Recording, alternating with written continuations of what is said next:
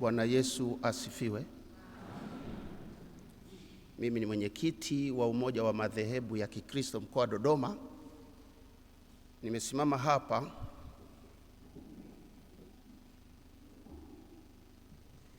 kutoa salamu za pole kwa kanisa Katoliki, lakini na Wakristo wote.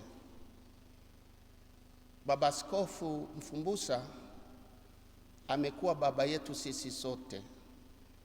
Kama mlivyosikia,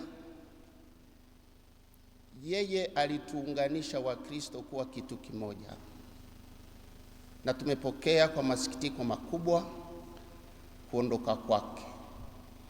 Lakini tunajipa moyo kwa maneno ya Yohana sura ya 11 mstari wa 14, ambayo Bwana Yesu alisema, yeye aniaminie hata ajapokufa atakuwa anaishi. Baba Askofu Mkuu Beatus Kinyaia, maaskofu wote na mapadre, masista, watawa na waumini wote, tunawapa pole kwa msiba huu, na Watanzania wote kwa ujumla. Raha ya milele ampe Bwana,